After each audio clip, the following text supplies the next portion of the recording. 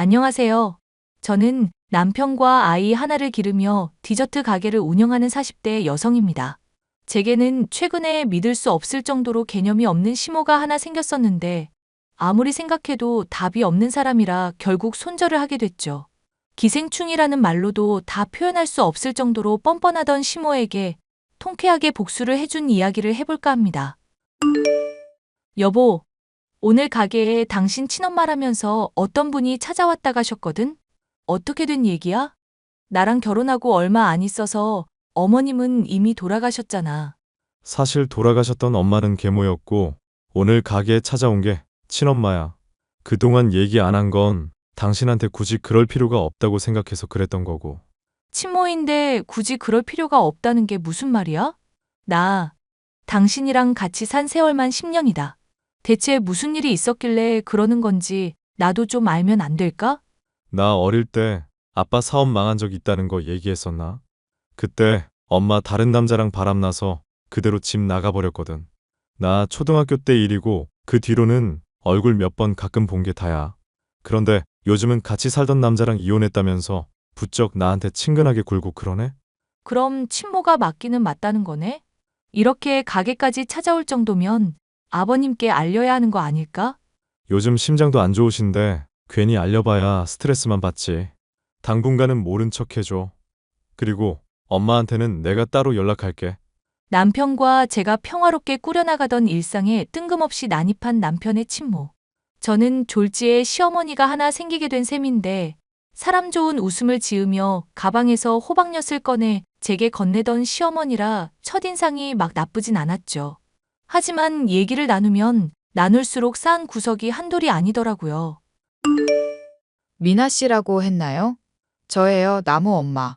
나무가 아직 연락이 없길래 내가 말한 게 아직 전달이 덜 됐나 해서 연락해 봤어요. 네, 어머님. 그이한테는 전달했는데 연락하겠다고 하고 아직은 전화를 안 했나 봐요. 제가 나중에 한번 다시 얘기를 해볼까요? 저기, 미나 씨. 내가 연장자니까 말은 놓아도 되겠죠? 당연히 그렇게 하셔야죠. 그이 어머니이기도 하신데요. 그래, 그럼 내 말 편히 하마. 내가 가게 찾아간 그날 뭐라고 말했었는지 너 기억하니? 정확히는 잘 기억이 안 나네요. 너한테 내가 호박엿 주면서 연락 좀 하라고 잘 전달해달라 부탁했잖니. 그러고 지금 한참이 지나도 연락이 없는 상황인데 어째 미안한 기색이 하나도 안 보이는구나. 아, 남편한테 제가 그렇다고 강요하기는 좀 그래서요. 저희는 각자의 선택을 존중하기로 결혼식 때부터 얘기했었거든요. 아니, 그럼 나무가 몸에 기름 뒤집어 쓰고 불길에 뛰어들겠다는 것도 존중하고 가만히 지켜만 보고 있을 거야? 나 친모야, 친모. 세상에 하나밖에 없는 나무 친모라고. 아픈 애 병원에 데려가듯이 친모 품에서 못다한 사랑 받게 해야 할 거 아니냐. 알죠. 잘 알죠. 그런데 남편이 싫다고 하는 걸 또 억지로 연락하게 할 수는 없는 거니까요. 왜? 나무가 엄마 보기 싫다고 그러디? 괜히 연락처 안전해놓고 말 지어내고 그런 거 아니니? 아니요. 제가 어찌 감히 그러겠어요. 분명히 전달했고 따로 연락하겠다고 해서 전 그런 줄로만 알고 있었어요. 사람이 잘못된 길로 접어들고 있으면 본인 의사랑 상관없이 말려야 할 때가 있는 법이다. 부모와 자식 사이는 하늘이 점지해 준 건데 그걸 저버릴 수 없는 법이라고 전해라. 알겠니? 네, 알겠습니다, 어머님. 저는 남편의 친모가 말하는 내용을 그대로 전달하고 아예 카톡까지 보여줬습니다. 남편이 친모의 말을 보며 한숨을 내쉬기도 했고 헛웃음을 흘리기도 했습니다. 남편은 생각을 정리하겠다며 운동복을 챙겨 밖으로 뛰쳐나갔고 한참 뒤에야 머릿속이 정리된 남편의 연락이 닿았습니다. 여보, 엄마라는 사람 말이야. 당분간은 어떻게 하는지 한번 지켜볼까 하고. 지켜본다니, 그게 무슨 말이야? 당신이 많이 상처받아서 난 다시 연락 안 할 줄 알았는데.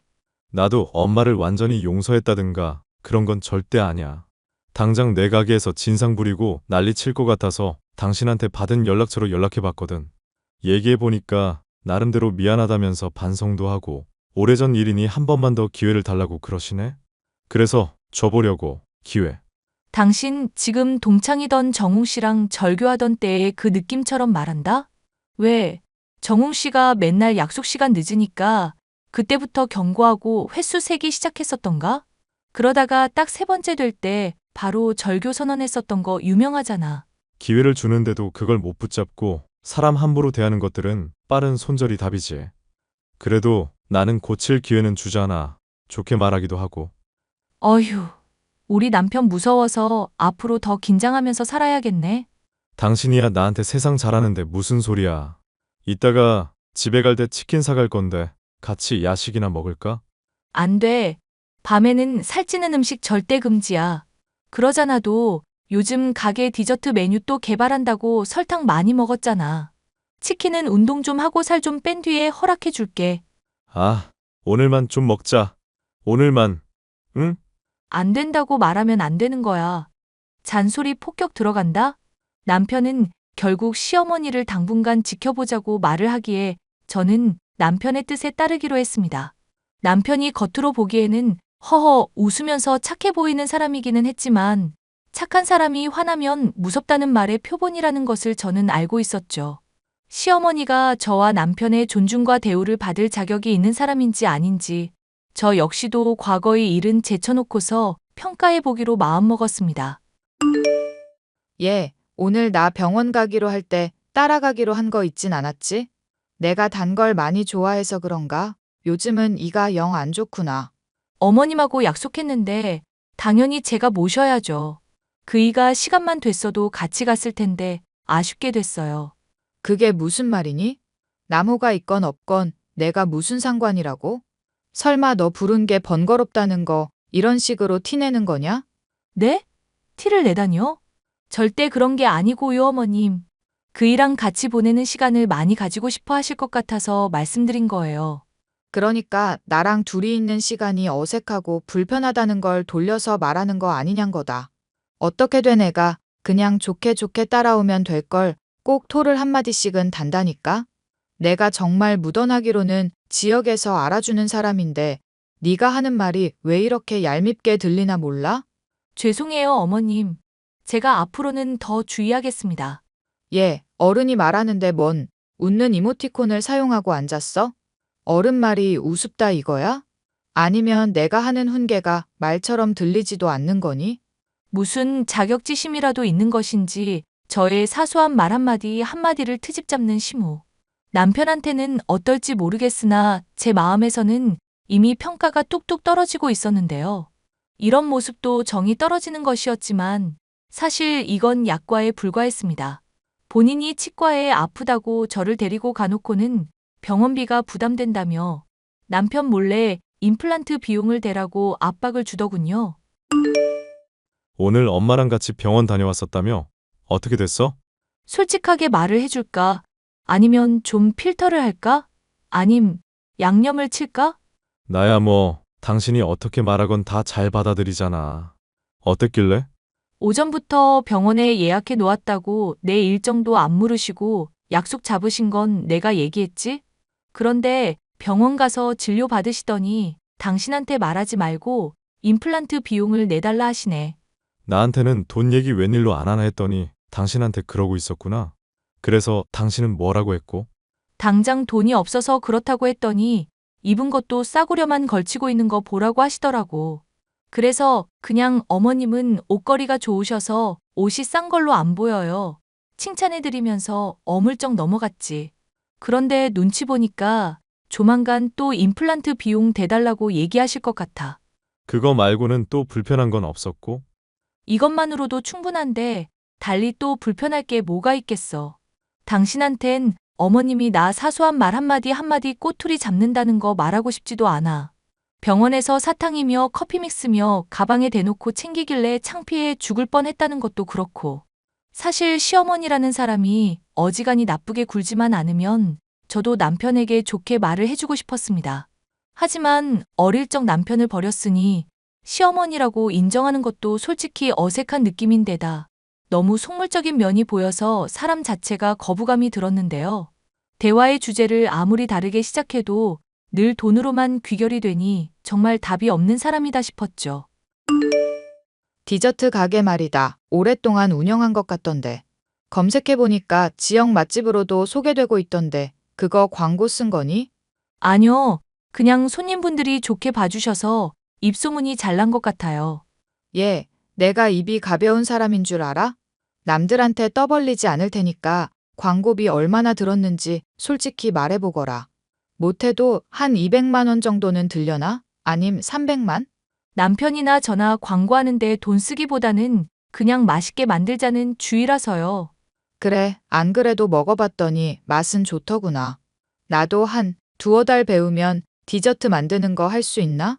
내가 안 내세워서 그렇지. 손맛 좋기로 또 동네에서 소문이 났었거든. 아, 어머님 손맛 좋으시구나. 그럼 혹시 자신 있으신 요리 뭐 있으세요? 아니, 자신 있는 요리고 뭐고 간에 내가 디저트 배울 수 있냐고 물었잖니. 어른이 물으면 그것부터 대답을 먼저 해야지. 애가 화법을 어디서 배웠어? 진지하게 디저트 해보시려는 건 줄은 모르고 그렇게 대답했네요. 제가 화술에 능통하지 못해서 죄송해요, 어머님. 디저트 배운다고 일본 유학 갔다 오고 이 일에만 매진해 오다 보니 많이 부족합니다. 이게 가만히 보면 시애미를 꼭 놀리는 것 같이 말을 한다? 그래, 부족한 화술이며 예의는 내가 앞으로 차차 주입하도록 하마. 그런데 임플란트 비용은 언제쯤 입금할 거니? 임플란트 비용이요? 혹시 제가 그걸 대신 내겠다고 말씀드렸었나요? 이것 봐라. 너 지금 이렇게 대답하는 것만 봐도 얼마나 기본이 안 됐는지가 빤히 보인다. 시집 올 때 원래 예단이며 혼수며 잔뜩 하는데 내가 너한테 그걸 받았니? 잘 큰 우리 아들이 이렇게까지 재산 일구고 번듯한 디저트 가게까지 하는 거 생각하면 내가 너한테 못해도 5천만 원은 받아야 하지 않겠어? 제가 그런 셈은 할 줄을 몰라서요. 결혼식 때 참여하셨으면 제가 그렇게 생각했을 텐데. 이게 무슨 말도 안 되는 소리를 또 하고 있어? 멍청한 척 하는 거냐? 아님 시모를 비꼬는 거냐? 긴 말하기 싫으니까 오늘 중으로 100만 원이나 입금하거라. 네가 공짜로 먹으라고 준 디저트가 어찌나 단지 이가 아주 시큰시큰 죽겠으니까. 이가 많이 아프신가 봐요. 단 것 적당히 드시지. 남이야, 단 걸 좋아하든지 쓴 걸 좋아하든지 뭔 상관이니? 너 정말 시집살이 한번 힘들게 해봐야 정신을 차릴래? 별 대꾸하지 않고 가만히 있자 하니 시모의 뻔뻔함은 점점 수위를 높여가고 있었는데요. 저는 군말하지 않고 시모에게 100만 원을 입금했습니다. 솔직히 시모에게 100만 원은커녕 10원도 아까웠지만 애초에 남편과 합의가 되어 있었던 내용이었기 때문이죠. 당신이 말한 대로 어머님이 나한테 돈 달라고 하시기에 100만 원 입금해드렸어. 내가 당신한테는 비밀 철저하게 지키는 줄 알고 점점 요구 수위가 세지시네. 미안. 괜히 내 고집 때문에 당신이 고생이 많다. 아버님께는 아직도 얘기 안 드렸고 말했잖아. 아빠 걱정 끼쳐드리기도 싫고 건강도 안 좋으신 분 힘들게 하고 싶지 않다고. 그냥 내 선에서 확실하게 처리하는 거고 100만 원이면 2년 끊기도 나쁘지 않은 비용이네. 안 그래도 내가 100만 원 받았던 거 언제 돌려줘야 하나 생각하고 있던 차이기도 했어. 안 그래도 당신이 100만 원 정도까지는 줘도 된다길래 난 무슨 얘기인가 했었거든. 그런데 당신이 100만 원을 받았다고? 그 어머님한테서? 왜? 우리 집 장만하려고 한창 알아보고 다닐 때 있었잖아. 조금이라도 돈이 많아야 한다면서 멋대로 100만 원 장만해서 나한테 봉투로 건네주더라고. 그래도 자식이라도 나름 살들이 챙기긴 하셨네? 100만 원 나한테 주기 전에 용돈 달라고 해서 뜯어간 돈이 또 200만 원은 될 거야. 어쨌거나 본인 나름은 나중에 꼭 은혜 갚으라면서 생색내던데. 지금 줘버리고 그냥 깨끗하게 연 끊지 뭐. 조만간 얼굴 안 보겠다고 말할 생각이었는데 잘 됐다. 어머님, 아니, 그 여자한테는 뭐라고 어떻게 얘기하게? 원래는 손절할 때 면전에 대고 그동안 서운했었던 걸 말할 계획이었거든. 그런데 지금에 와서는 그런 것도 다 부질없다 싶어. 사람이 미워하는 것도 어느 정도는 정이 있어야 가능한 거더라고. 그냥 안 봤으면 좋겠고 다신 나타나지 말라는 말 정도만 할까 하고. 그럼 밉지는 않다는 소리야? 밉다기보다는 길거리에서 침 뱉고 노상방뇨하는 사람 보는 느낌이랄까? 그냥 한심한 인간이라는 생각밖에 안 들고 그래. 조만간 내가 알아서 처리할 테니까 당신도 더 스트레스 받지 말고 만남 줄여. 어차피 우리 조만간 집 팔고 아버지랑 합칠 거니까 불쑥 찾아오는 그 여자 얼굴 이제 더는 안 봐도 될 거야. 그럼 나도 이제 어머님으로 모시는 거 그만할게. 울 남편 마음 힘들게 한 그 여자. 솔직히 처음부터 마음에 안 들었어. 맘 같아서는 욕을 아주 한바탕 쏟아버리고 싶네. 당신이 그렇게까지 할 건 없어. 똥이 무서워서 피하나 더러워서 피하지. 나 솔직히 벼르고 있거든? 기회만 오면 그냥 다 쏟아내버리려고. 힘든 시기에 바람나서 가족 버리고 도망간 여자가 뭐가 이뻐서 어머님 대접을 해줘야 하는지도 모르겠거든. 그동안 나도 많이 참았으니까 막말할 자격 정도는 충분히 있을 것 같아. 당시 저와 남편이 머물던 집값이 갑자기 치솟기도 했고 아버님의 몸이 편찮으셔서 가까이서 돌봐드리려는 생각에 합가를 결정하게 되었는데요. 그러자나도 집까지 찾아와 뻔뻔하게 물건을 가져가기도 하고 계속 돈을 요구하는 시어머니를 더는 참기 힘든 시점이었어요. 아가, 나다 시엠이. 내가 마련해준 집이 2배나 올랐다지? 그거 다 내 덕이라는 거 알고 있을 거다. 그러니 나한테 더도 말고 덜도 말고 딱 3억만 주거라. 그게 무슨 말씀이세요? 어머님이 저희 집을 언제 장만해 주셨는데요? 나무가 집 알아본다고 한창 돌아다닐 때 내가 크게 거들었던 거 모르니? 됐으니까 나무한테 말하지 말고 너 이번에 예단이며 혼수 제대로 한다 생각하고 3억만 내놓거라. 너 그렇게만 해주면 내가 앞으로 며느리 대접 제대로 해주마. 야, 이 미친 아줌마야. 뭐? 너 지금 뭐라고 했니? 미친 아줌마? 그래, 이 미친 아줌마야. 고작 100만 원 보태놓고 네가 무슨 집을 마련해줘? 심지어 그것도 남편이 준 용돈보다도 못한 액수라고 하더만. 당신이 그러고도 인간이야? 너 지금 나한테 이렇게 패악질 부리는 거 나무가 알아도 괜찮다 이거냐? 이게 지금 시애미한테 대체 무슨 짓이냐? 아줌마, 우리 남편이요. 당신 같은 인간은 그냥 밉지도 않대요. 다신 안 봤으면 좋겠다고 그러니까 그냥 조용히 좀 꺼져주세요. 네? 덱한테 준 임플란트 비용은 안 갚아도 되니까 조용히 사라지시라고요. 너 안 되겠구나. 이 독사 같은 년. 내가 니년 머리채를 쥐어뜯어 놓아야 정신을 차리지. 저는 시모의 성격이면 가게에 들이닥쳐 난동을 부릴 거라는 게 뻔히 예상이 갔기 때문에 경찰에게 협박받고 있으니 가게에 와달라고 미리 도움을 요청해뒀습니다. 아니나 다를까 가게에 와서 식기를 집어던지고 소리를 지르며 난동을 부리던 시모는 제 머리채를 잡으려 했고 저는 일부러 잡혀줬죠. 결국 시모는 때마침 찾아온 경찰에게 끌려가게 됐고 저의 선처를 바라는 신세가 되었는데요. 저는 이런 폭력으로 인해 큰 상처를 받았다며 절대 합의해주지 않겠다고 했고 가게 파손 비용이며 그간 공짜로 처먹었던 디저트 비용까지 모조리 청구하겠다고 말했습니다. 시모, 아니 자신이 버린 아들에게 버림받을 정도로 한심하던 그 여자는 얼굴이 새파랗게 질려 무릎을 꿇고 눈물을 흘리며 제게 싹싹 빌더군요. 앞으로는 절대 저희 부부 앞에 나타나지 않겠다는 그 말조차 믿을 수 없어 각서를 쓰고 공증까지 받아두었으니 저희 부부의 골칫거리는 완전히 사라진 셈이 되었죠.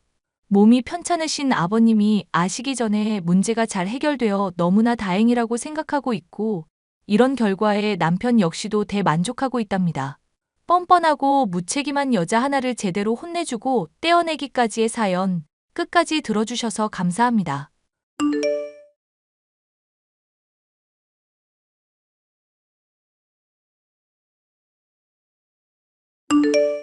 안녕하세요. 경남 통영에서 충무 김밥집과 젓갈집을 운영하며 살고 있는 64세 남성입니다. 오늘 술 한잔하면서 문득 옛날 생각이 나 여러분께 넋두리 좀 해보려 어렵사리 사연을 적어봅니다. 지금은 혼자지만 하늘나라에서 저를 지켜보고 있을 아내에게도 제 마음이 닿길 바라며 사연 시작할게요.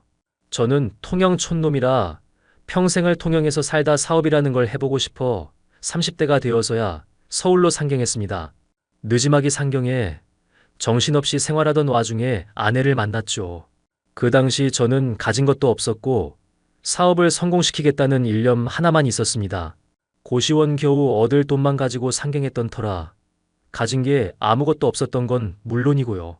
의류 유통 사업을 해보려 몇 년을 고생했지만 뜻대로 되지 않고 번번이 말아먹기 일쑤였습니다. 사업은 제 운명이 아닌가 보다 싶고 늘 마이너스인 상황에서 언젠간 빛을 발할 거라며 아내는 꿋꿋하게 기다려주었어요. 그렇게 3년 정도 밑바닥부터 시작했던 사업이 노력의 결실을 맺었고 옷가게에 옷을 납품해주는 대행 업무부터 의류 부자재를 전달해주는 일을 병행했는데 월 매출 100만 원도 겨우 벌던 게 월 2천은 훌쩍 뛰어넘는 수준이 되었답니다. 대성공을 거두고 아내와 살 주택 하나 타고 다닐 차 한 대 장만해서 프로포즈했고 그렇게 결혼했어요. 그때 제 나이 38살이었고 오랜 시간 기다렸다. 늦게한 결혼이니만큼 빨리 자리 잡고 싶었습니다. 다행히 아이가 일찍 찾아와 주었고 늦둥이라 금지옥엽 키우게 되었죠. 하지만 너무 오냐오냐 했던 탓인지 버릇이 없었습니다. 학창 시절에도 친구들과 엇나가 학교에 자주 불려갔었고 심심하면 문제를 일으켰거든요. 희정아, 너 언제까지 이럴래? 왜 자꾸 문제를 일으키는 거야? 내가 뭘 어쩌는데? 그년들이 먼저 시비 걸어서 몇 대 패준 거 가지고 왜 이렇게 유난이야? 너 지금 말 다 했어? 엄마 아빠 마음고생 시키고 식구들 걱정시키는 게 취미야? 어떻게 사람을 때리냐? 아, 그럼 가만히 있어? 그년들이 먼저 시비를 걸었다니까? 그래도 네가 참았어야지. 때리는 순간 지는 거잖아. 제발 조용히 좀 살자, 응? 싸우지 마, 여보. 희정아, 너도 그만해. 아, 뭘 그만해. 이렇게 맨날 뭐라 할 거면 차라리 날 낳지 말질 그랬어. 구박 덩어리인데 뭐가 좋다고 키워. 희정아, 너 그런 말 하면 못 써. 응? 아빠가 너 걱정해서 하는 말이잖아. 유일한 혈육인데 엄마 아빠가 나이도 있고 늦게 낳은 자식이라 더 애틋하다고 몇 번 말해? 너 아직은 보살핌이 필요한 나이고 내일 모레 스물이긴 하지만 제대로 할 줄 아는 게 있어? 진짜 고리타분하다. 요즘 부모들은 이렇게 간섭 안 해. 난 집 애들 봐봐. 나처럼 이렇게 구속 당하나. 핸드폰도 고등학생 돼서 사주고. 왜 나한테만 그래? 둘 다 그만 좀 해. 어떻게 하루라도 바람잘 날이 없어? 그만 좀 하라고. 이게 다 버릇없이 자라서 그런 거야. 부족한 거 몰라서 그런 거라고. 너 정신 차릴 때까지 용돈이랑 모든 지원은 다 끊어버릴 거야. 네가 아까운 거 알고 고마운 거 알아야 이렇게 함부로 행동 안 하지. 갑자기 이러는 게 어딨어. 그렇다고 내가 못 살 줄 알아? 휴. 저희 부부가 나이가 많은 편이고 아이도 늦게 낳은 편이라 걱정이 많았어요. 나이가 1살, 2살 먹어가면서 아이가 한참 젊을 때 저희가 죽을 수도 있겠구나 하는 생각이 문득문득 스치더라고요. 그래서 어떻게든 먹고 살게 해주려고 사회의 무서움에 대해 알려주려 노력했습니다. 고지식한 생각일 수 있겠지만 보험의 개념으로 대학의 학력은 가지고 있어야 그나마 도움이 될 거라 생각했어요. 어딜 가서 무얼 하든 상관없었지만 작은 회사에 들어가서 진급을 해도 학력이 아직까지는 중요하더라고요. 아내가 딸에게 사정사정해가며 겨우 개인과외 학원을 끊어놓고 엄청나게 관리하기 시작했습니다. 처음엔 반항하기 바빴고 저나 아내나 도망가는 딸 자식 잡아오기 바쁜 나날의 연속이었죠. 그래도 시키는 공부 조금이라도 하니 성적도 제법 오르고 4년제는 아니지만 3년제 전문대 회계학과 졸업했습니다. 그렇게 공부시키고 나니 어찌나 뿌듯한지요. 본인도 무언가를 해냈다는 성취감에 매일을 기분 좋게 살았습니다. 오랜만에 가족의 평화가 찾아오는 듯 했습니다. 그러다 어느 날 자취하던 딸아이가 연락을 해왔더라고요. 아빠, 나 여행 보내줘. 그래, 우리 딸 여행 가고 싶어? 어디로 가고 싶니? 진짜 보내줄 거야? 그럼 공부 열심히 해서 대학도 가고 졸업도 하고 이제 엄마 아빠는 소원이 없어. 정말이지? 그럼 나 유럽 여행 보내줘. 그리고 회사 타고 다닐 차도 사주고. 용돈은 보너스인 거 알지? 그럼 뭔들 못 해주겠니? 그나저나 지난번에 면접 본다던 회사는 취직된 거야? 내가 누구야? 한다면 하는 박희정이잖아. 아무튼 기대할게. 그리고 나 자취방 계약 끝나면 회사 근처 오피스텔로 이사 가려고. 아무래도 거리 가까운 게 좋겠지? 그건 엄마랑 아빠가 알아볼게. 더 필요한 건 없는 거야? 그 정도면 됐지 뭐. 나도 한두 살 먹은 어린애도 아니고 이제 사회생활 하는데 그 정도는 감당할 수 있어. 우리 딸 다 컸네. 방금 계좌로 5천만 원 넣어놨어. 그걸로 해외여행도 가고 사고 싶은 거 사. 그리고 차랑 오피스텔은 알아보고 계약해 줄 테니까 그렇게 알아. 고마워, 아빠. 그럼 나 바빠서 나가볼게. 이따가 다시 연락할게. 여보, 그래도 어찌어찌 큰 산 하나는 넘었네. 그동안 마음고생 많았지? 당신이 많이 고생했지. 나야 화만 낼 줄 알고. 당신이 중간 역할 잘해줘서 이런 결과 만든 거야. 다 당신 덕분이야. 그렇지? 그런 의미에서 우리 오늘 맛있는 거 먹자. 내가 해물탕 해놓을 테니까 집에 일찍 들어와. 알겠어. 이따 들어갈 때 연락할게. 그렇게 딸아이가 대학을 졸업하고 취직도 하고 알아서 잘 생활하겠지 생각했는데 그건 큰 오산이었어요. 취업했다던 회사는 이름만 존재하는 회사였고 첫 직장을 허무하게 잃은 딸아이는 노력과는 거리가 먼 행동을 했습니다. 나름 취업 전선에 뛰어들긴 했지만 한 번 실패를 맛보니 자신감이 없는지 좋은 소식이 들려오지 않더라고요. 가지고 있던 돈을 까먹으며 허송세월을 보내다 위기의식이 있었는지 술집, 식당, 편의점 등 조금씩 아르바이트를 하며 살았죠. 그러던 어느 날 딸아이가 주식과 코인에 투자해 벼락부자가 되어보겠다며 집에 틀어박혀 나오지도 않더라고요. 그나마 하던 일도 관두고 집에만 있는 딸아이가 무척이나 걱정되었습니다. 다 뜻이 있겠거니 생각하고 딸의 의견을 존중해 주었지만 결과는 참혹했어요. 계좌에 넣어둔 5천만 원은 금방 동이 나버렸고 언제 만들었는지 모를 신용카드로 현금 서비스까지 받아가며 마이너스 인생을 살고 있다는 걸 알게 되었고 정말 어이가 없었습니다. 그 사실을 안 저희 부부는 크게 분노했고 딸에게 실망을 하고 말았어요. 그런데 딸이 신용불량자가 되는 건 막아야 하기에 급한 불을 꺼주기로 했습니다. 그런데도 오히려 적반하장으로 돈 많은데 없는 척 했었다며 배신감 느낀다길래 또 다투게 되었죠. 우리가 너한테 심하게 하는 것 같니? 이게 심한 게 아니면 뭔데? 돈 있으면 진작에 좀 보태주지. 나 이렇게 될 때까지 뭐 했어? 너 지금 그걸 말이라고 하니? 너 대학 졸업하고 해준 게 얼만데? 우리 나이를 생각해. 네가 혼자서 살아가야 할 수도 있는데 그때를 대비해서 미리 삶에 대한 공부한다고 생각하라고. 그리고 그럴 나이잖아. 웃기지도 않네. 아빠, 옛날 감성에 젖어 살면 좋아? 그것만큼 짐이 되는 게 없던데? 너 그렇게 말하면 안 되지. 우리가 뼈 빠지게 고생해서 너 이만큼 키워놓은 거야. 다 너 잘되라고 하는 말이고. 요즘 세상에 누가 자식 인생에 관하고 이래라 저래라 해? 엄마 아빠는 엄마 아빠 인생 살아. 나는 내 멋대로 살 거야. 이 자식이 그래도 너 정말 이럴 거야? 내가 어떻게 행동하든 무슨 상관이야? 이번에 빚 갚아준 걸로 유세라도 부리려는 거야? 예전처럼 지원 다 끊어? 아, 뭘 또 그렇게까지 해? 그런 말이 아니잖아. 그러니까 잘 행동해. 너 이러는 거 옳지 않아.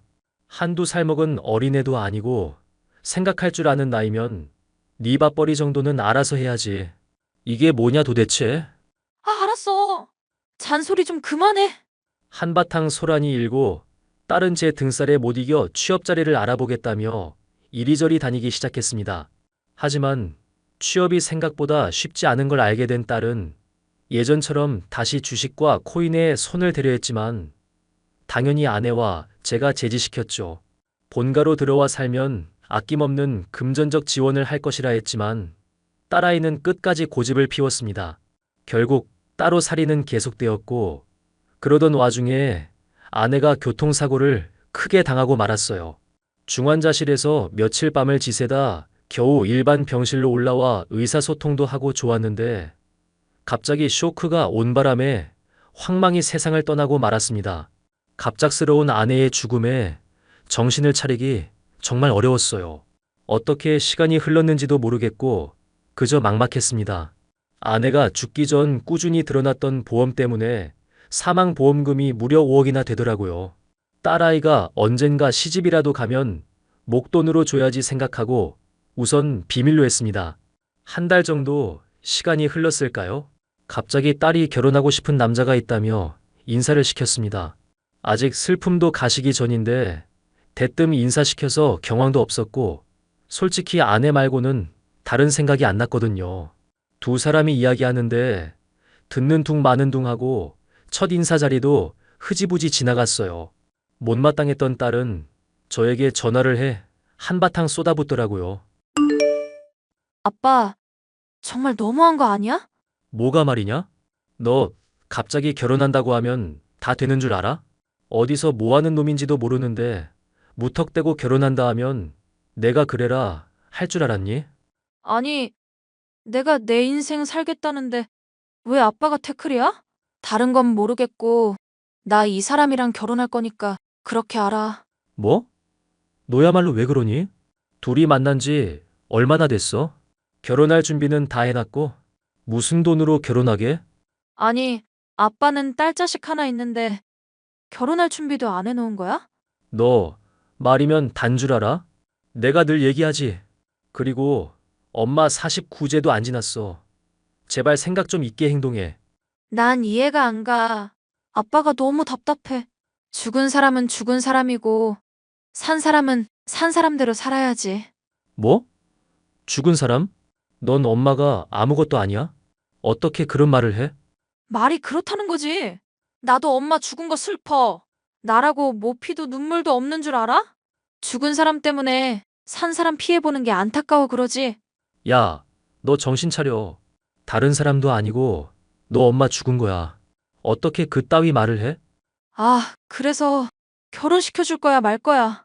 대답이나 해. 못 시켜줘. 네가 알아서 해. 그놈이랑 살림을 차리던 뭐하던 너 알아서 하라고. 그리고 연락하지 말자.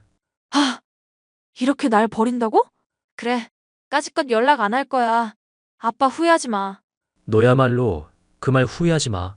어떻게 엄마 죽은 지 얼마 안 된 시점에 말도 안 되는 행동을 할 수 있어?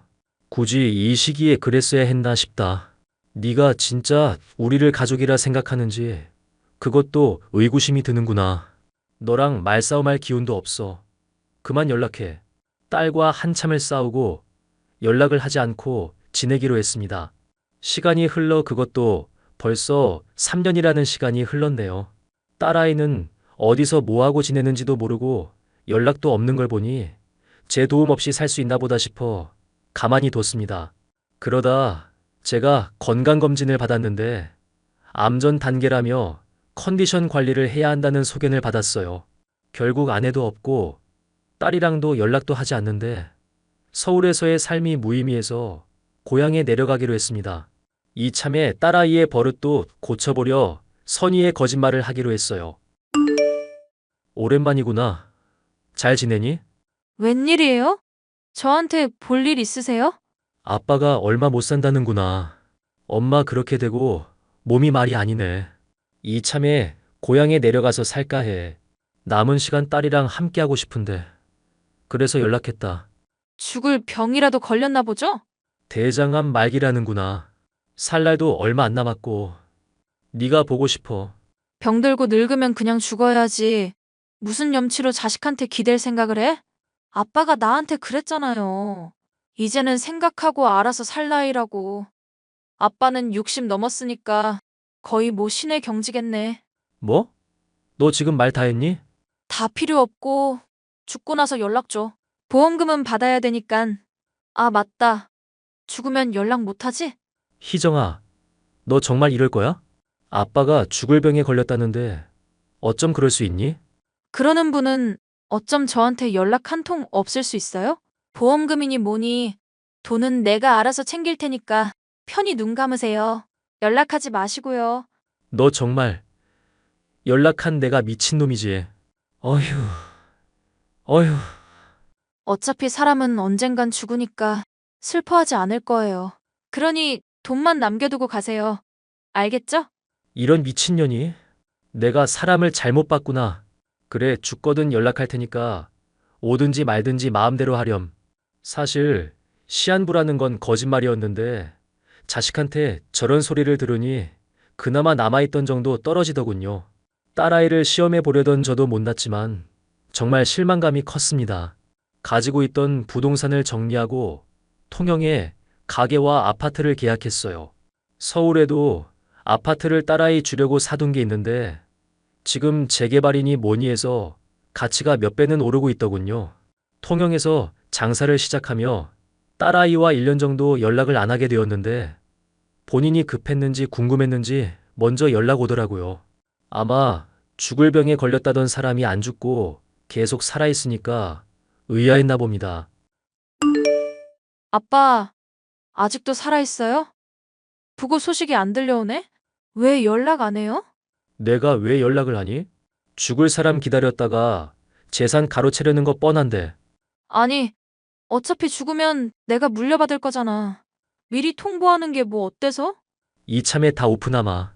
너 결혼하면 주려고 사두었던 서울 아파트 이번에 재개발돼서 보상금 12억 나온다더구나. 내가 서울에 살 일은 없으니까 분양권 포기하고 보상금 받았어. 그리고 통영에도 가게랑 아파트 있고 현금 자산만 지금 50억이 넘는데 너한테는 한 푼도 물려주지 못하겠구나. 이런 게 어딨어? 돈이 그렇게나 많으면서 어떻게 자식을 나 몰라라 해? 그것도 하나밖에 없는 귀한 딸 자식을. 그러게, 그런 귀한 딸 자식이 정작 지 부모는 나 몰라라 하네. 죽어서 연락하라는 거 보고 아주 기가 차다 못해 흘러넘치던데. 아빠 이러지 말고 나랑 대화 좀 해. 내가 통영으로 갈게. 나는 그쪽이랑 할 말이 없네요. 이왕 이렇게 된 거 남담합시다. 호적 파는 건 귀찮으니까 그냥 서로 왕래하지 말고 지내자고요. 이제 그쪽은 내 딸도 뭣도 아니에요. 아빠! 아빠! 그렇게 여전히 연락은 안 하고 있고 스스로 정신 차려서 돌아오길 기다리는 중입니다. 제가 죽기 전엔 정신 차리겠죠. 안 차리면 얄짤없이 모든 재산은 사회에 기부할 예정이에요. 제 마음처럼 딸아이가 잘 따라와주면 좋겠지만 아직 한참 멀었습니다. 저는 통영에 내려와 혼자 쓸쓸히 가게를 운영하는데 다행히 장사도 잘 되는 편이라 월 매출 1,000만 원은 거뜬해요. 혼자 하는 장사라 욕심만 많아서 두 가지를 한 번에 하니까 몸도 마음도 피곤하지만 지금이 좋네요. 아내 생각하면서 앞으로 더 승승장구할 거고 죽기 전에 딸아이가 정신 차리는 거 보는 게 소원이랍니다. 저처럼 자식 때문에 소갈이 하시는 분들 계시나요? 자식 이기는 부모 없다지만 그건 져주는 게 아니라 한 발자국 뒤로 물러나는 거예요. 부모라고 해서 자식한테 무조건적인 희생을 할 필요는 없다고 봅니다. 부모도 누군가의 자식이고 손주였고 소중한 가족일 테니까요. 그러니 자식 걱정이 앞서더라도 우리네 엄마 아빠들 기죽지 말고 파이팅 하면서 살자고요. 인생은 예순부터랍니다. 이제 시작이니 다 같이 힘내서 오래오래 살아봅시다. 제 사연은 여기까지예요. 많은 공감 부탁드리고 응원의 댓글 달아주세요. 아침. 엄마, 오늘 학교 끝나고 친구 생일 파티 가는 거 안 까먹었지? 그럼, 아연이 생일이라고 했지? 아연이네 가서 얌전히 놀다 와야 해. 엄마 걱정하니까 연락하는 거 잊지 말고. 그럼 엄마가 몇 시까지 데리러 가면 될까? 아직 잘 모르겠어. 이따가 미리 전화할게. 알겠어. 야, 벌써 학교 도착했다. 우리 예나 오늘도 학교에서 선생님 말씀 잘 듣고 친구들이랑 재밌게 놀다 와. 네, 학교 다녀오겠습니다. 여보세요? 현주야, 너 지금 어디니? 이모. 나 지금 예나 학교 데려다 줬는데 아침부터 웬일이야? 우리 미자. 현주야, 너희 엄마 어떡하니? 불쌍해서 어떡해. 이모, 지금 우는 거야? 갑자기 엄마는 왜? 무슨 일 있어? 전화로는 도저히 얘기 못하겠고 빨리 땡땡 병원으로 와. 마음 준비 단단히 하고. 잠시 후.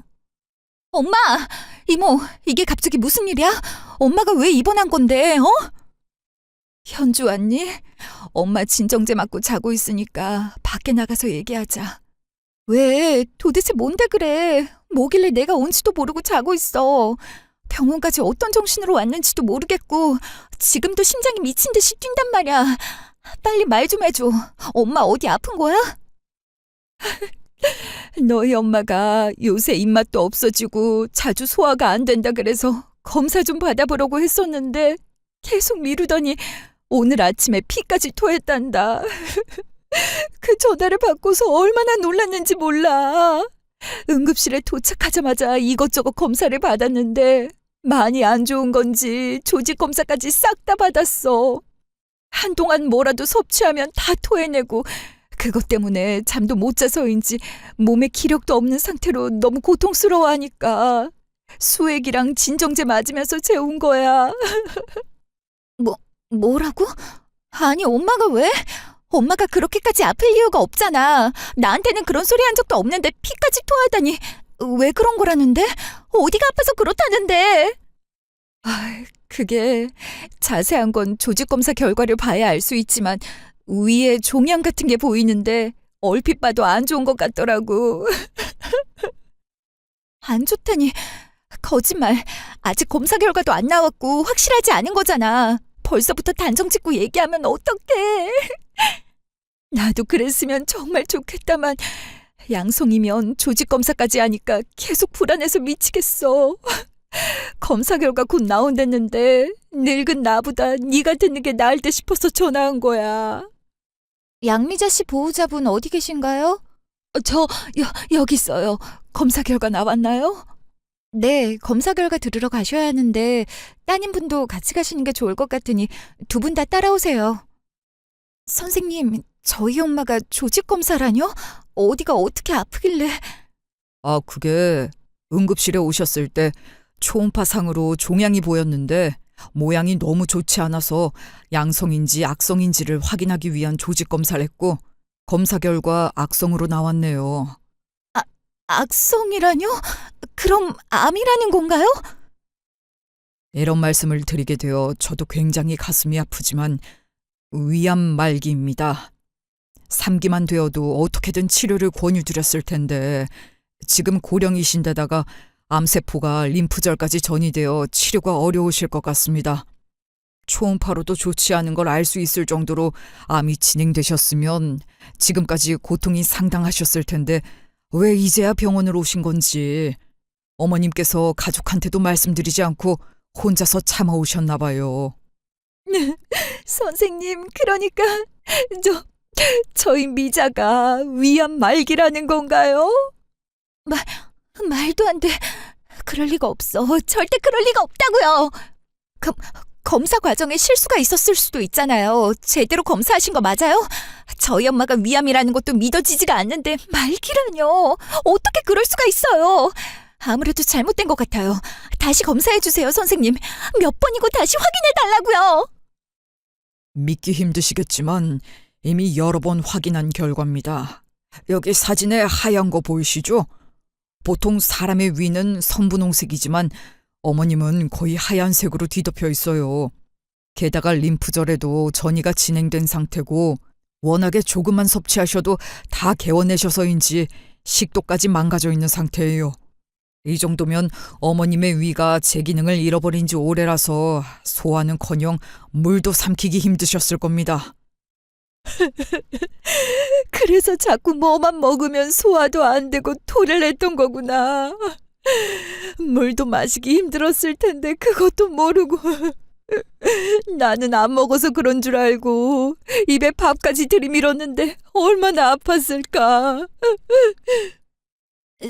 선생님, 치료할 수 있는 거죠? 요즘 세상에 얼마나 좋아졌는데 못 고치는 병이 있다는 게 말이 돼요? 아무리 말기라고 해도 열심히 치료받으면 살 수 있는 거잖아요. 제발 그렇다고 말씀해 주세요. 제발요. 죄송합니다. 저희도 어떻게든 치료를 시작하고 싶지만 이미 손을 쓰기엔 너무 늦었습니다. 수술이 성공할지 확실하지도 않은데 무턱대고 치료를 시작했다가 오히려 몸이 더 망가질 수도 있어요. 젊은 사람들도 힘들어하는 항암 치료를 어머님께서 그 몸으로 이겨내실지도 모르고요. 마음의 준비를 하시는 게 좋을 것 같습니다. 마음의 준비라뇨? 그럼 엄마가 이렇게 아픈데 손 놓고 가만히 있으라는 거예요? 어떻게 아무것도 하지 않고 그런 말씀을 하실 수 있어요? 의사면 확신이 없다 해도 어떻게든 환자를 살리고 봐야 하는 거잖아요. 저는 절대로 엄마를 이대로 보낼 수 없어요. 계속 아프게 하고 싶지 않다고요. 그러니까 제발 뭐라도 해주세요. 현주야. 아까도 말씀드렸지만 이대로 치료를 진행하다간 어머님께서 이기지 못하시고 돌아가실 위험이 더 큽니다. 남은 시간 병원에서 힘든 치료를 받으시게 하는 것보다 가족의 품에서 행복하게 계시는 게 더 낫지 않을지 생각해 보세요. 그러면 저희 엄마 얼마나 더 살 수 있는 건데요? 워낙 암세포가 많이 퍼져 있어서 짧게는 한 달, 길게는 2달이 최대로 보여집니다. 그나마 고통을 조금이라도 덜어드릴 수 있게 진통제 처방해 드릴 테니 어머님과 시간 많이 보내시면서 마음의 준비도 같이 하세요. 그날 밤 오늘 하루 종일 연락도 없이 뭐 했길래 이 시간에 집을 와. 예나까지 나더러 데려오라고 하고. 내가 예나 친구네 가서 얼마나 창피했는 줄 알아? 애는 엄마가 케어해야지. 퇴근하는 아빠가 데리러 가는 게 말이 되냐고. 지금 제정신으로 걷는 것도 힘들어 죽겠으니까 소리 지르지 마. 내가 자주 그러는 것도 아니고 갑자기 이런 부탁을 했으면 무슨 일인지 걱정부터 해야 하는 거 아니야? 내가 오늘 얼마나 힘들었는데. 당신까지 왜 소리를 질러? 당신 미쳤어? 뭘 잘했다고 적반하장으로 큰 소리야? 참나. 그래서 애까지 팽개치고 도대체 무슨 일이 있었던 건데? 엄마가 위암 말기래. 계속 증상이 있었는데 오늘 아침엔 피까지 토했대. 이모가 병원 데려갔고 검사 받았더니 위암 말기라더라. 참나. 요즘 암 걸려도 다 치료받는데 놀랄 수는 있다 쳐도 이렇게 울기까지 할 일이야? 엄마가 나이도 많은데다가 이미 다른 곳까지 전이 돼서 손을 쓸 수가 없대. 아무것도 해줄 수 있는 게 없대. 그냥 고통을 조금이라도 줄이게 진통제를 처방해 주는 것밖에 없었어. 우리 엄마는 계속 미친 듯이 아플 텐데 겨우 진통제를 주는 것밖에 없다고. 뭐야, 그럼 장모님이 시한부 판정이라도 받으셨다는 거야? 짧으면 한 달, 길면 2달밖에 살지 못한대. 치료 한 번 못 해보고 병원에서도 해줄 수 있는 게 없으니까 병원에 입원시키지 말고 집에서 행복한 기억 많이 만들어주라더라. 우리 엄마 불쌍해서 어떡해. 지금까지 죽을 정도로 아프고 고통스러웠는데 걱정할까봐 말도 않고 혼자서 참아왔던 거잖아. 큰 병원은 비싸니까 돈 아끼겠다고 약국에서 약 사 먹으면서 버텼던 거야. 조금이라도 일찍 갔으면 어떻게 해서든 치료해서 살 수 있었을 텐데. 엄마한테 너무 미안하고 불쌍해. 아, 장모님도 참 미련하시지. 감기도 아니고 암까지 걸렸는데 그것도 모르고 그냥 약국 약만 사드셨다니. 심하게 아프면 의심해 볼 만도 한데 꾸역꾸역 참으면서 병을 키우신 거잖아. 그래서 장모님은 지금 어디 계시는데? 병원에서 약 처방받고 집으로 데려다 줬어.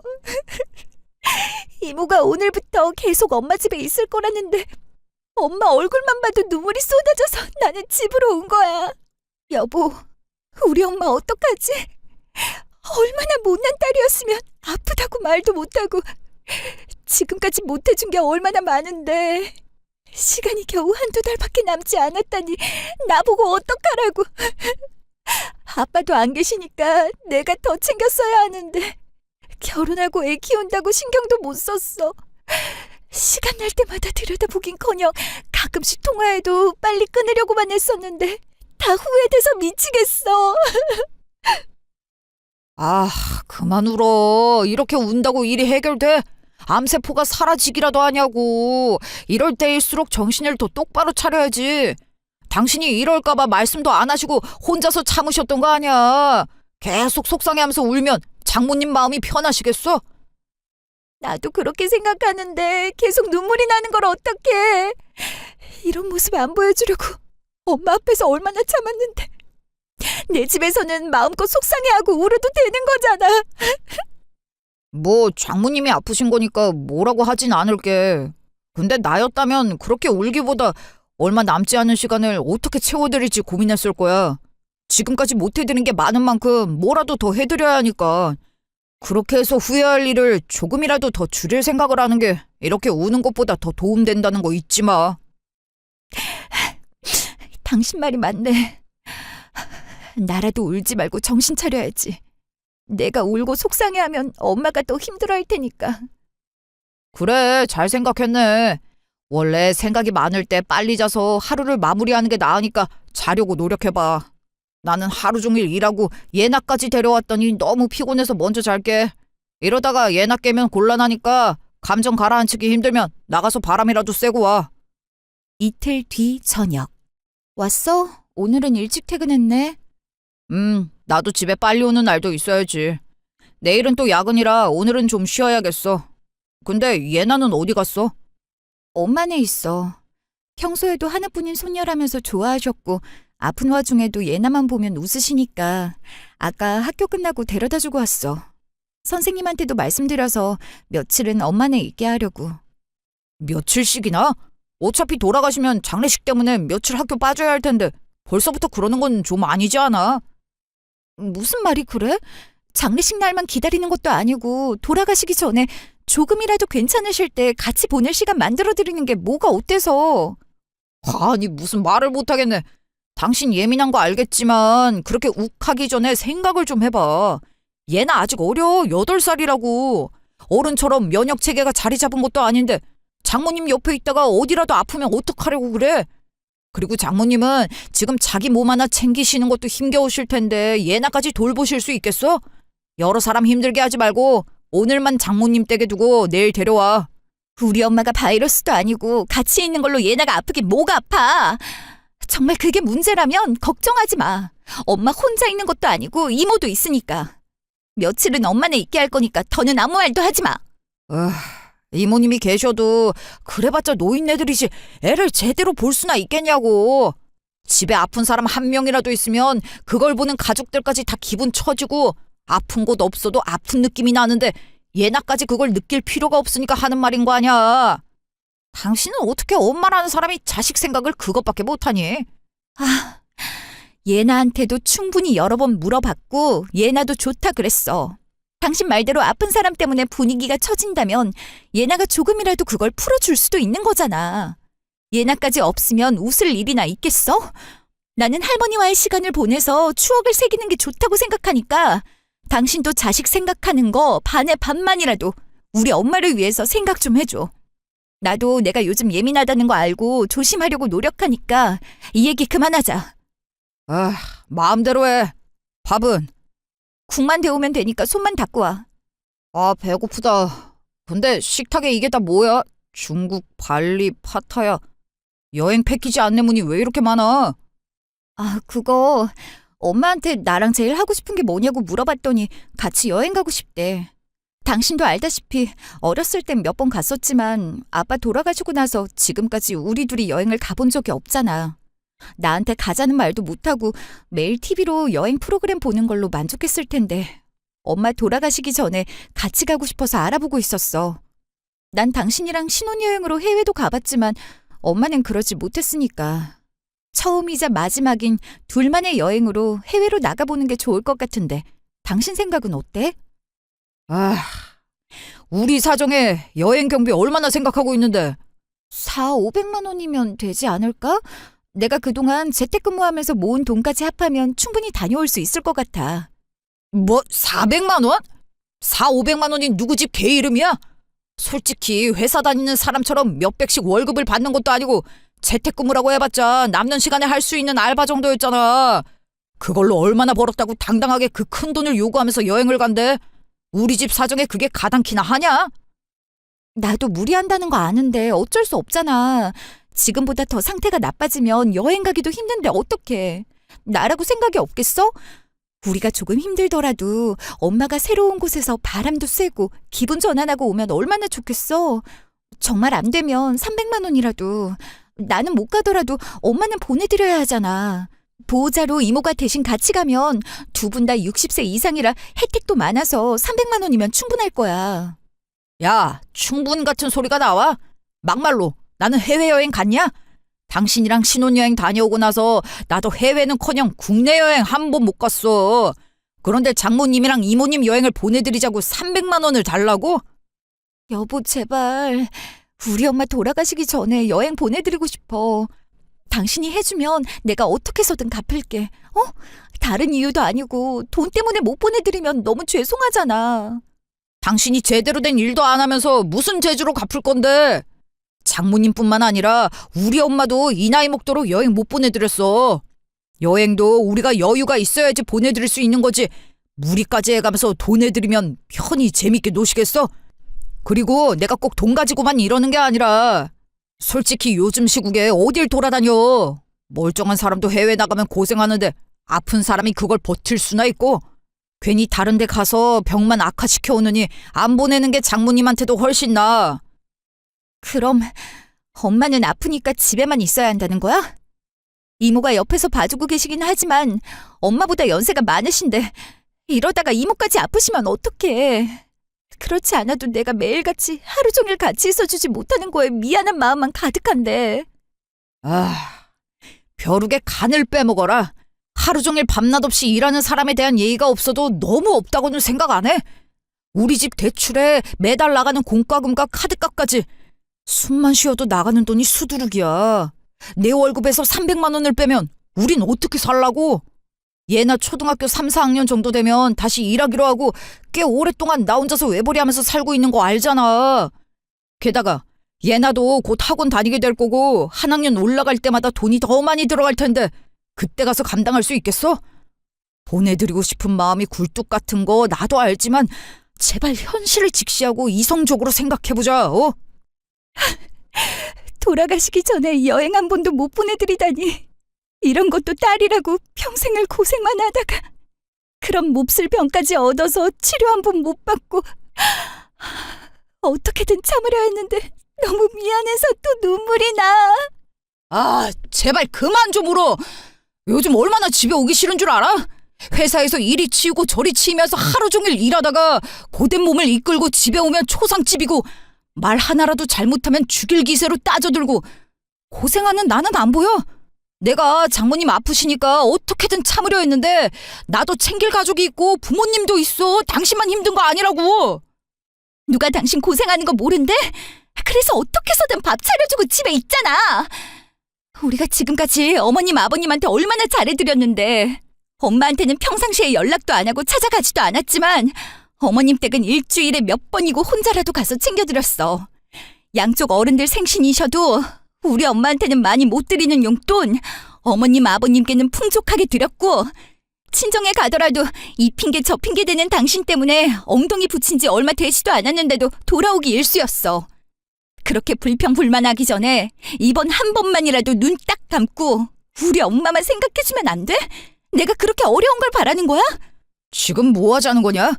네 부모 내 부모 나눠서 누가 더 잘했는지 따지는 것도 아니고 결혼을 했으면 시댁에 더 잘하고 신경 써야 하는 게 당연하지. 그걸로 생색내는 거냐고. 당신 상처받을까 봐 내가 이 말까지는 안 하려 했는데 어차피 장모님 시안 보고 오래 사셔봤자 2달도 못 사는 죽을 사람이잖아. 근데 죽을 사람한테 돈을 왜 쓰냐? 어딜 가던 뭘 먹든지 간에 그 기억들을 죽어서도 갖고 있을 것 같아? 죽으면 끝인 게 사실이고 그럴 돈이 있으면 산 사람한테 쓰는 게 맞는 거잖아. 내 말이 틀려? 뭐? 당신 어떻게 그런 말을 할 수 있어? 죽을 사람한테 돈을 왜 쓰냐니. 살 날이 얼마 남지 않은 사람이라고 돈 쓰기 싫다는 게 말이 돼?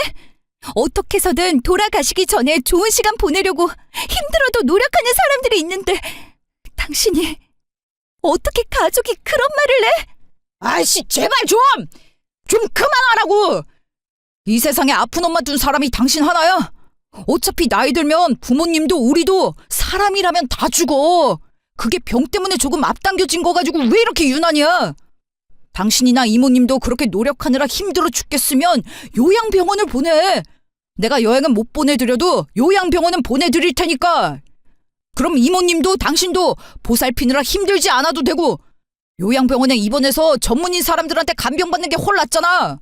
막말로 장모님이 언제 돌아가셔도 이상하지 않은데 마음의 준비는커녕 이렇게 질질 짜고 말도 안 되는 부탁만 억지를 부리는데 내가 언제까지 참아야 하는 건데? 요양병원에 보낼 거니까 돈 달라는 소리가 아니라면 나는 땡전 한 푼 줄 수 없으니까 여행에 이응자도 꺼내지 마. 알겠어?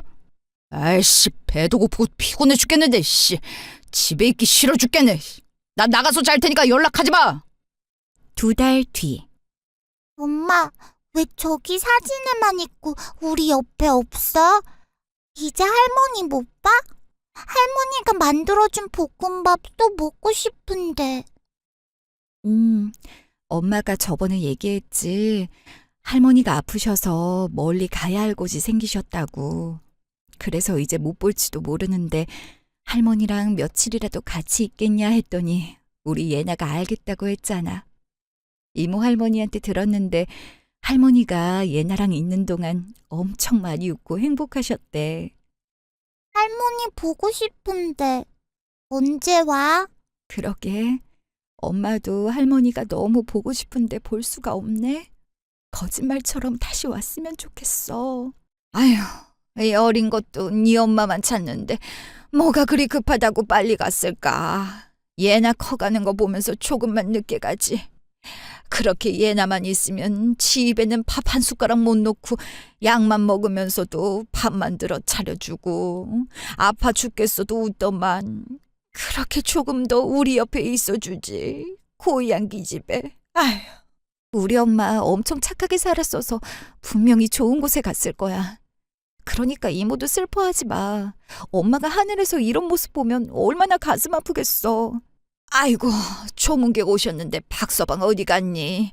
상주가 아까부터 코빼기도 안 보이고 어딜 간 거야? 예나 아빠 피곤해서 잠깐 바람 쐬러 나갔나 본데 손님들 기다리게 하지 말고 우리가 인사해드리자.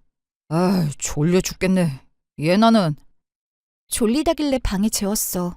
당신은 도대체 어딜 갔다가 이제 와?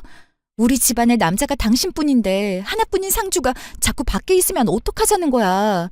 손님들이 얼마나 왔었는지 알아? 당신 없어서 이모랑 나랑 맞이했어.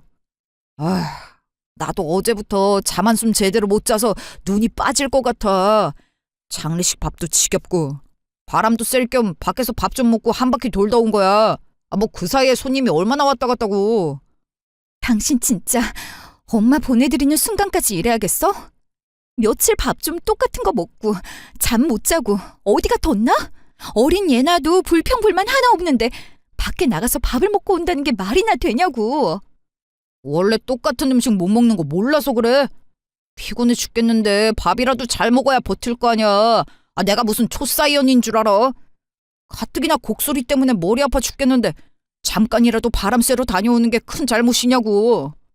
아, 이러다가 싸우겠다. 손님들도 계신데 여기서 싸우지 말고 지금부터라도 자리 지켜. 현주야, 잠깐 이리 와봐라. 왜, 이모? 나도 몰랐는데 가끔씩 너희한테 받은 용돈들이랑 나라에서 주는 연금이랑 합해서 보험을 들어놨나 보더라고. 엄마가 죽기 전에 나중에 꼭 전해주라고 신신당부를 했어. 기집애, 언제부터 어디가 아픈지도 모르면서 보험은 또 언제 들어놨는지. 갈 때까지 네 생각만 했나 보더라. 보험비 낼 돈은 있었으면서 병원비 할 돈은 아까웠대? 누가 돈 달랬냐고. 난 이런 거 말고 엄마가 내 옆에 있었으면 좋겠는데. 다 커서 결혼하고 자식까지 있는 딸내미한테 뭘 더 주지 못해서 자기 몸보다 보험을 신경 쓴 건지. 우리 엄마지만 진짜 바보 같아. 와, 장모님께서 이런 일이 있으실 거라고 예상하시고 미리 준비를 다 해놓으셨나 보다. 그치 여보? 우리가 용돈 드린 게 적지도 않을 텐데 다달이 들어오는 연금까지 합하면 보험금만 해도 꽤 나올 것 같은데? 뭐? 당신은 지금 보험금이 중요하니? 아니, 그런 게 아니고 장모님이 대단하시다고 말하는 거야. 나이가 들면 초연해진다더니 본인이 아파도 가망 없는 일에 희망을 걸지 않고 당신을 위해 앞을 보신 거잖아. 진짜 강한 분인 거 알고는 있었지만 이 정도일 줄은 몰랐는데 진짜 우리 장모님 끝까지 딸에 대한 사랑을 크게 주시고 가셨네. 그만큼 자네 장모가 현주를 많이 사랑했다는 거겠지. 박서방도 알고 있지? 미자가 표현은 잘 못해도 박서방 자네에게 많이 고마워했어. 우리 현주랑 예나 잘 지켜줘서 앞으로도 변함없이 가장으로서 두 사람 옆에 있어줘. 이모님도 당연한 말씀을. 그렇게 말씀하시지 않아도 예나 엄마랑 예나를 위해 앞으로도 열심히 살 테니 걱정하지 마세요.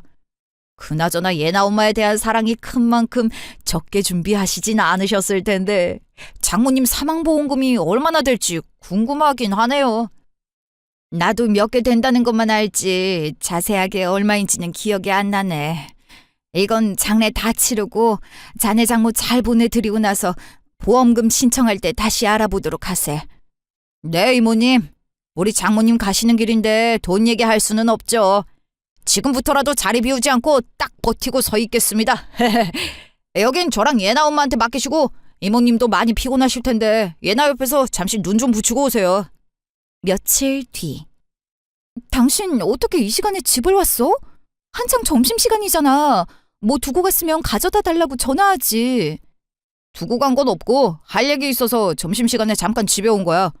예나는 학교에 있지? 당신 여기 좀 앉아봐. 무슨 얘기길래 회사에서 집까지 와? 뭔데 그래? 아니, 이제 곧 장모님 보험금 수령할 수 있지 않아? 그렇지. 장례식도 끝났고 동사무소에서 사망신고도 해서 이제 보험회사에 전화하기로 이모랑 얘기 끝냈는데 그게 왜? 아니, 내가 생각을 해봤는데 당신이 했던 말이 일리가 있는 것 같더라고. 돌아가시기 전에 후회 없도록 다 해드리자는 거. 이미 장모님은 돌아가셔서 어쩔 수 없지만 남은 어른들은 잘해드려야 하지 않겠어? 그래서 무슨 말이 하고 싶은 건데? 그때는 우리한테 돈이 없어서 장모님 여행을 보내드리지 못했지만 이제 생겼잖아. 그 돈으로 엄마 아빠 해외여행 보내드리자. 우리도 같이 가면 더 좋고 그만한 돈은 충분히 되잖아. 당신이랑 나도 신혼여행 이후로는 여행 간 적도 없는데 이참에 다 같이 가고 싶은데 그렇게 할 거지? 뭐라고? 지금 그까진 얘기하려고 점심시간 쪼개서 집까지 온 거야? 그까짓이 아니라 잘 생각해봐. 큰 돈이 꽁으로 생긴 건데 보람있게 사용하면 좋잖아. 내가 아는 장모님이라면 우리가 다 같이 여행 가서 즐거운 시간 보내고 오면 하늘에서도 엄청 뿌듯해하시고 좋아하실걸? 그런 모습을 보기 위해 아프셔도 보험비 내셨을 텐데 원하시는 대로 해드려야지. 안 그래? 너 제정신이야? 진짜 미친 사이코 같아. 소름 끼치니까 그만해. 우리 엄마 보험금을 꽁돈 생긴 거라고? 어떻게 사위라는 놈이 그런 소리를 아무렇지 않게 할 수가 있어? 네가 그러고도 사람이야? 아, 틀린 말 한 것도 아닌데 왜 그렇게 화를 내고 그래? 장모님께서 돌아가셔서 생긴 돈이니까 조금 다르게 표현하면 꽁돈 맞잖아. 처음엔 보험이 있는지도 몰랐었다가 나중에 돼서야 알게 된 건데 뭐. 아, 그래 뭐 꽁돈이란 말은 당신이 기분 나쁠 수도 있었겠네. 그런 뜻은 아니었으니까 오해하지 말고 여행 가는 거나 생각해봐. 예나도 어릴 때 해외 나가서 경험해보면 크면서 좋은 영양분이 될 수 있으니까 감정에 앞서서 안 된다고만 하지 말고 알겠어? 내가 그렇게 우리 엄마 돌아가시기 전에 여행 보내드리자고 사정할 때는 가진 핑계를 다 대면서 거절하더니 보험금 나온다니까 시댁 식구들을 여행을 보내자고? 아니, 여행 가서 제대로 먹고 놀지도 못하실 텐데 왕복 비행기 값만 해도 돈이 얼마야? 그리고 그때도 내가 장모님은 반대하면서 우리 부모님을 보내드리자 한 건 아니었잖아. 그때는 우리 먹고 살기도 빠듯했고 지금은 장모님 덕분에 돈이 생겼으니까 말한 거야. 나도 물론 지금이라도 장모님이 살아계셨다면 같이 보내드렸겠지만 이미 돌아가신 걸 어떡해. 죽은 사람을 살릴 수도 없는 노릇이잖아. 당신도 그때 분명히 돌아가시기 전에 못한 것만 생각나고 후회스럽다며. 장모님 때 그런 큰 교훈을 얻어놓고 또 같은 잘못을 저지를 생각은 아니지? 살아계시는 분들한테라도 잘해야지. 막말로 병원에 있는 의사들도 조금이라도 가망 있는 환자들한테 더 관심을 보이고 신경 써주지. 뭔 짓을 해도 안 될 환자들을 챙겨주는 거 봤어? 장모님은 이미 돌아가셨으니까 그 목까지 우리 부모님한테 잘해드리면 되는 거야. 부모님도 언제 어디가 아프시게 될지 모르는 거니까 미리미리 즐길 거 다 즐길 수 있게 해드려야지. 안 그래? 야, 너 미쳤어? 이게 감히 내 뺨을 때려? 미친 건 너겠지. 미치지 않고서야 그런 말을 아무렇지 않게 내뱉을 수나 있어? 아니면 기억력이 붕어 새끼보다 못한 건가? 네가 나한테 무슨 말을 했었는지 기억이 안 나니? 지금 내 마음 같아선 뺨 한 대뿐만이 아니라 갈기갈기 찢어버리고 싶은 거 꾹 참고 있으니까 개소리 적당히 짓거려. 와이씨, 이게 미쳤나? 뚫린 주둥이라고 남편한테 쌍스럽게 말하는 거 좀 봐. 이게 엄마도 돌아가셨으니 눈에 보일 게 없대 이거냐? 갑자기 혼자 급발진해서 사람 뺨을 때려놓고 갈기갈기 찢어버리고 싶다고? 그래, 아빠는 예전에 돌아가시고 엄마까지 돌아가시니까 눈에 보이는 거 없다. 왜? 그러니까 눈 도는 꼴 더 보고 싶지 않으면 입 닥치고 적당히 하라고. 네가 조금이라도 양심이 있는 새끼면 내 앞에서 절대로 그렇게 말 못하지. 남의 부모는 죽던지 말던지 신경도 안 쓰더니 꼴엔 니네 부모는 챙기고 싶었나 본데 꿈깨. 우리 엄마 보험금으로 니네 가족들 여행 갈 일은 절대 없으니까. 뭐? 니네 부모, 니네 가족들? 이게 보자니까 정말. 그래서 어쩔 건데? 때리기라도 하려고? 그래, 때려봐! 때려보라고! 야, 아무리 공감 능력이 떨어지는 사람도 너처럼 말은 안 할걸? 그 흔한 위로 한마디 못할 것 같으면 차라리 입을 다물고 있던지. 뚫린 입이라고 신나서 계속 나불대면 어떡해, 소름 돋게! 우리 엄마 위암 말기라고 시한부라고 얘기했을 때 한 번이라도 속상해하거나 걱정한 적이 없잖아. 오히려 울면서 슬퍼하는 나한테 징징댄다고 표현했지. 엄마네 집에 얘나 두고 오니까 무슨 전염성 바이러스가 가득한 곳에 두고 온 것처럼 얘기를 하지 않나. 여행 보내드리자니까 어차피 곧 죽을 사람한테 돈 아깝다고 화를 낸 새끼가 우리랑 같은 사람 취급받는다는 게 너무 기분 나쁘다. 야, 짐승도 제 어미가 어디 끌려가거나 죽으면 며칠 동안 밥도 못 먹고 슬퍼해. 너는 어쩜 자식 있는 아빠라는 사람이 짐승만도 못하니? 그러면서 이제 그 보험금으로 니네 부모 여행을 보내자고? 이상하다 생각이 들었어도 그 당시에는 나도 정신이 없어서 예민하게 받아들이지 말고 넘어가자 했었는데 역시 그랬던 거였어. 결혼해서부터 지금까지 해왔던 말들이나 행동들만 봐도 어떤 놈인지 뻔히 답이 나왔는데 참나. 야, 지나가는 사람 아무나 붙잡고 울어봐. 곧 죽을 사람한테 돈 퍼부으면서 챙기는 게 나을지 살아있는 사람한테 한 푼이라도 더 쓰면서 챙기는 게 나은지. 100이면 100 나한테 잘했다고 칭찬할걸. 너야말로 네 엄마니까 더 과하게 반응한 거 아니냐? 그리고 내가 어떤 놈인지 나온 답이 뭐냐? 솔직히 니네 집구석의 남자라고는 나뿐이라 지금까지 온갖 굳은 일은 내가 다 해준 거 몰라서 이래. 오죽하면 장모님이 날 보기만 하면 고맙고 미안하다는 소리를 하셨을까? 장인어른이 일찍부터 돌아가셨었으니 장모님이랑 네가 나한테 의지를 좀 많이 했겠냐고. 나도 버겁고 지겨워 죽겠는데 참아가면서 해달라는 거 다 해줬더니 이제 와서 나를 나쁜 놈 취급하면 속이 시원하냐? 웃기지 마. 네가 그렇게 우겨봤자 하늘이 알고 땅이 아니까 적당히 미화시켜. 명절날 제사상 한번 꺼내준 적 없었으면서 뭘 그렇게 해달라는 걸 다 해줬니? 상다리가 부러지게 음식 준비해놔도 온갖 불편한 티를 내면서 어떻게 해서든 빨리 가려고 한 거? 우리가 모를 줄 알아? 야, 그나마 내 남편이고 얘는 아빠니까 아무 말 없이 따라준 거야. 지 부모 생신 때는 둘도 없는 효자마냥 있는 돈 없는 돈 싹 다 긁어서 용돈 주고 비싼 식당 데려가서 생일밥 사들여 놓고 우리 엄마 생일엔 요즘 회사가 힘들다면서 5만 원? 많이 줘봤자 10만 원 줬나? 식당은커녕 작년에 새로 생긴 저렴한 무한리필집 데려가서 계산하고 먼저 가지 않았나? 뭐 받은 게 있어야 하는 말에 어느 정도라도 호응을 해주지. 이거 뭐 하나도 없으니 화를 내야 할지 웃어야 할지 너무 어이가 없어서 아무것도 모르겠네. 야, 됐고. 어차피 너랑 아무 상관도 없는 사람의 보험금인데 내가 네 뜻에 따라줘야 할 이유는 없잖아? 니네 부모도 갑자기 어디 아픈 곳이라고 나타나서 시한부가 될지도 모르고 그게 아니더라도 이미 늙었는데 여행을 제대로 즐길 수 있긴 하겠어? 지금도 조금만 걸으면 엉치에 다리가 아파서 힘들다는데 여행이라니. 그런 사람들한테 돈 쓰면 너무 아깝잖아? 그런데도 돈을 버리면서까지 여행을 보내드리고 싶으면 네가 돈을 벌던 대출을 받던 알아서 하시고 우리 엄마 보험금은 단 1원도 눈독 들이지 마.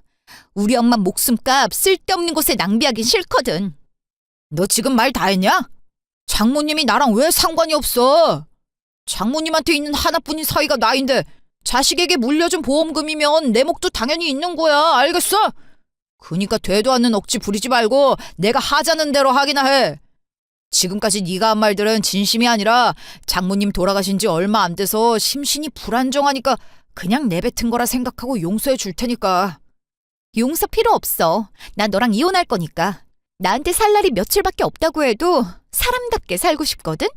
근데 넌 사람이 아닌데 어떻게 나랑 같이 살 수가 있겠어? 안 그래? 당연히 우리 예나도 내가 데려갈 거야. 사이코패스 같은 아빠 밑에서 자라면 똑같은 사이코밖에 더 되겠어? 난 내 딸 절대로 너처럼 안 키울 거야. 그러니까 애 인생까지 망치려 들지 말고 너 혼자 꺼져. 누가 뭐래도 얘나 내 자식이야. 자식을 깨끗하고 안전한 곳에 두고 싶어 하는 게 잘못된 거냐? 부모라면 당연히 그렇게 해야지. 내가 없었으면 얘나는 이 세상에 태어날 수도 없었고 지금까지 고생하지 않고 이쁘게 클 수 있었던 건 돈도 안 벌면서 얘나 옆에 붙어있던 네가 아니라 먹고 자고 놀 수 있게 기반을 만들어줄 돈을 벌어온 내 덕이라는 거 잊지 마. 근데 누가 누굴 데려가? 말도 안 되는 소리. 네가 보험금 주기 싫어서 뻘소리를 짓거리나 본데 이혼하고 꺼질 거면 너나 꺼져. 보잘것도 없고 돈 없는 놈이라도 얘나 생겨서 책임감으로 결혼했더니 그때 내가 모아둔 돈이 없었다면 지금 우리가 살고 있는 이 집이 가당키나 해? 지금껏 사람 구실하며 살게 해줬더니 본색을 이렇게 드러내네. 너 부모 생각하는 척하지 마. 결국엔 나와 같은 일이 생기면 부모도 버리고 너 자신만 생각할 게 뻔하니까. 모를까봐 해주는 말이니까 잘 들어.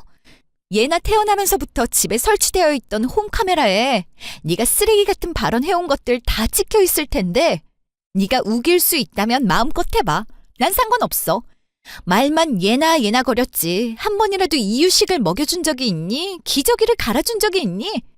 울면 운다고 지랄, 크면 큰다고 지랄, 한두 번 예뻐해주고 신경 쓰는 척하면서 막상 모든 육아와 관리는 나한테 맡겼잖아. 그렇게 밤낮 없이 힘들고 피곤하게 하루 종일 일을 해왔는데 어쩜 너는 최저시급으로만 월급을 받냐? 이쯤 되면 승진을 하던지 보너스라도 타와야 하는 거 아니야? 칭찬 한 번 듣지도 못했으면서 그 쥐꼬리만한 월급으로 우리 얘나 이만큼 키우면서 살림하고 돈 모은 게 더 대단한 거 아니겠어? 더 이상 똑같은 말 반복하게 하지 말고 니네 부모 챙기는 연기하면서 살던지 니 잘난 맛에 혼자 살던지 그건 본인이 알아서 하시고 지금 이 순간 나는 너 같은 사이코 새끼랑은 꼭 이혼해서 얘나를 데리고 가겠다는 생각뿐이니까 조용히 입 다물고 꺼져. 그 다음에 어떻게 됐냐고요? 다행히 제 시부모님은 그 사이코랑은 다르셨거든요. 그러니까 평소에 제가 잘해드렸었죠. 그동안 있었던 모든 일과 함께 이혼 의사를 말씀드렸어요. 그랬더니 두 분이서 오히려 미안하다고 사과를 하시면서 원하는 대로 하라고 하시더군요. 그 후 전 남편을 집으로 부르셔서는 제가 때렸던 곳을 똑같이 때리면서 부모 죽는 꼴 보고 싶지 않으면 얘나 엄마가 하고 싶다는 대로 다 해주라고 하셨대요. 처음엔 싫다고 말도 안 된다고 난리를 치더니 시부모님께서 정말 호적에서 파벌을 준비를 하면서 절연을 선언하시자 꼬리를 내리더라고요. 그 와중에 보험금이나 재산 분할에는 욕심을 버리지 못했는지 협의 이혼을 파하고 소송을 걸어왔어요. 참 우스웠죠. 저는 그동안 전 남편이 가정에 어떻게 했고 무슨 말들을 해왔는지 다 찍혀있는 영상을 증거로 제출하였고 육아에도 소홀했고 사이코적인 기질이 있다는 걸 시부모님께서 증인으로 나서주시면서 소송 결과 부부 공동의 목적으로 불려진 재산이 아닌 보험금과 같은 경우에는 인정을 해줄 수 없다는 것과 예나의 양육권까지 제가 받게 되면서 예나와 저에게 접근 금지 명령을 내렸습니다. 대출금은 이혼을 해도 같이 갚아야 한다는 것엔 저도 동의하였고 제 몫의 빚은 조만간 깔끔하게 청산할 예정입니다. 제 인생에서 가장 힘들던 때 무언가를 해주길 바란 게 아니라 작은 위로 또는 공감만을 바랬던 것인데 이렇게 본색을 드러낼 줄은 꿈에도 몰랐지만 전 남편에 대한 걸 다 알게 된 이상 또 같은 일이 벌어지지 않을 리는 없다고 생각이 들었고, 예나와 제 자신을 지켜내어 정말 다행인 것 같습니다. 남은 보험금으로 이모가 살고 계신 동네에 예나와 함께 살 집을 구했고, 예전에 일하던 분야에서 경력을 살려 재택근무를 진행하고 있습니다. 가끔씩 회사에 나가야 하기도 했지만 그럴 때마다 이모가 예나를 돌봐주셔서 큰 문제 없이 잘 지내고 있고요. 집에 필요한 전세금과 갚아야 하는 대출금을 제외한 나머지 보험금은 다 이모를 드렸습니다. 제가 엄마 곁에 있어주지 못했을 때 처음부터 끝까지 함께 해주신 분이니까요. 전 남편은 시부모님에게도 엄청난 욕을 먹고 못돼 먹고 이기적인 성격을 싹 다 고치기 전까지는 찾아올 생각도 하지 말라는 말과 함께 내보내셨다고 하네요. 지금까지 긴 제 얘기 들어주셔서 감사합니다.